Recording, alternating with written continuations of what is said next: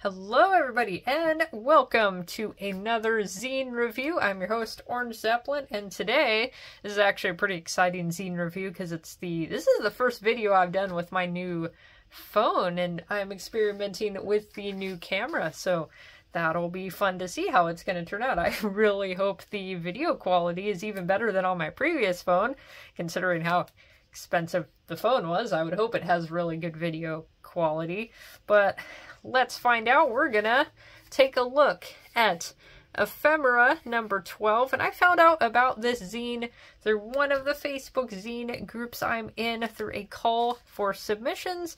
The prompt for this zine, or the theme of this zine rather, is beginnings and endings, and I thought that was a very interesting idea in terms of what I would submit, because I do a lot of comic content, and I think that lends itself very well to kind of the idea of beginnings and endings. You've got a sequential art, you've got storytelling going on. There's a set beginning and an ending, but I'll show you guys what I did for my submission.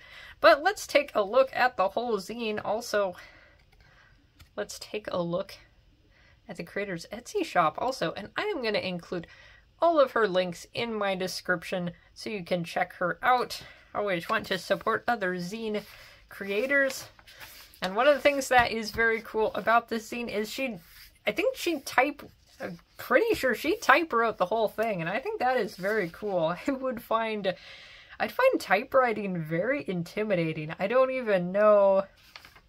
Actually, I'm kind of curious how she formatted the whole zine, how she constructed everything with the typewriting. Maybe it was like typewritten on a specific piece of paper and then kind of photocopied into a more zine format, because otherwise I wouldn't even know how you typewrite the paper and then fold things. I don't know. I do not know that whole kind of technology.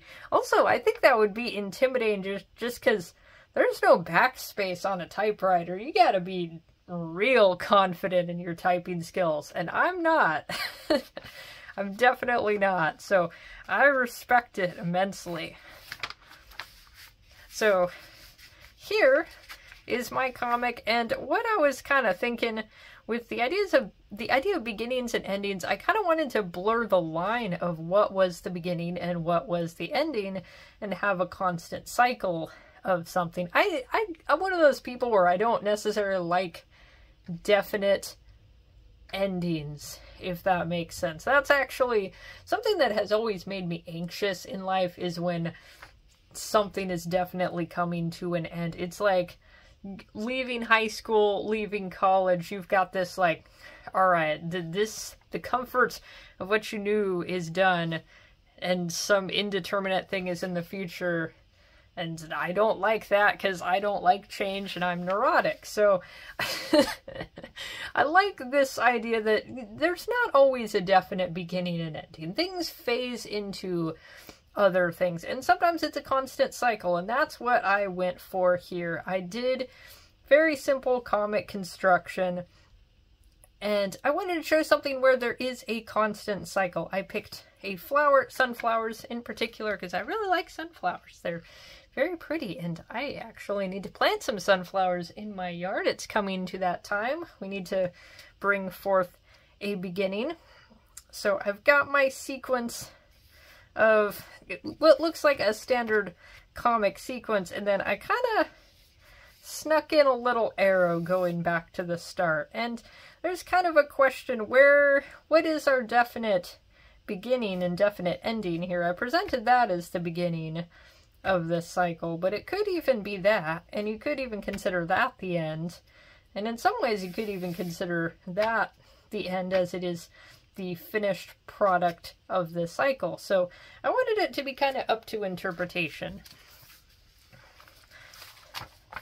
Also, this story I really liked. This actually relates to what I was saying about anxiety about things ending. This is called Dad versus the Heat Death of the Universe. I liked this story because it is very relatable in that we have a young child who has just learned about the concept of the sun's eventual exploding, and being very, very upset about that and the idea that everything is going to explode at some point, at some indeterminate time. And as a very high-strung, easily worried child, that also worried me. Like, heat death of the universe, sun exploding, super volcano in Yellowstone, all those, that's very scary. That's still kind of scary to me.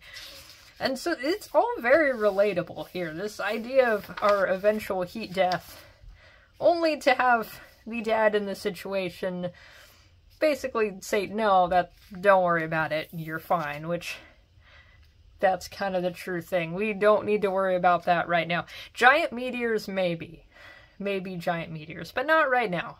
We'll worry about the giant meteors when we get there, when they get here, but we don't need to be concerned about it at the moment. So yeah, there's a lot of, we have quite a few different people submitting writings and stories. We have quite a few from the creator, Quinn Collard. So this was really fun to read through, since mostly I'm a very art-centric person, and I like to look at all the pretty pictures, but I also have been enjoying people's poetry and writings in zines. And there are also photographs included. And I'm going to read this one to you guys. Burdened by its heavy iron heart, the star will collapse, then explode, dispersing the elements in the interior and creating new ones.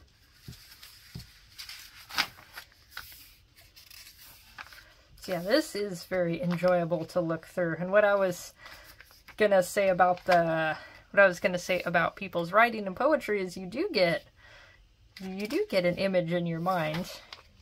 There's a lot of I think there are very good writers who are contributing. They're very expressive writers.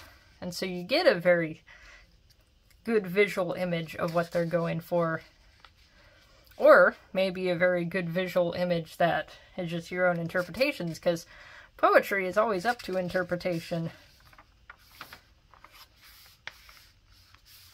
Which kind of oh my gosh, can I get through a video without ranting about something? But that's something that sometimes bothered me about how poetry is taught in schools, is they kind of taught us that there is a specific meaning, and we have to figure out, like, what is the one meaning the author was going for, and whatever your interpretation of it is wrong. No, that's not how poetry works. I mean, the author's going to have something that they had in mind, but it's up to interpretation, and you might not have the same impression that another person does. Also, me too, cat, me too. So here are the contributors.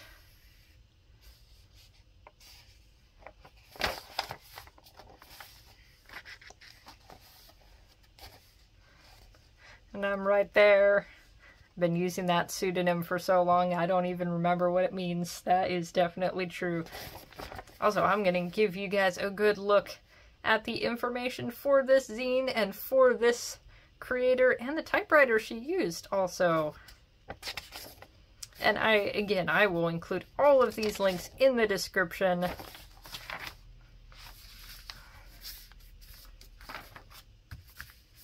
So, ephemera, things that exist or are used or enjoyed for only a short time, items of collectible memorabilia, typically written or printed ones that were originally expected to have only short-lived usefulness or popularity. That is the inspiration for the title of this zine. I enjoyed looking through that. I had fun participating, and a big thank you to Quinn for sending me a copy. Like I said, I'm going to include all the information in the description so you can check the zine out on your own. I hope you guys enjoyed the video. Have a wonderful time reading zines.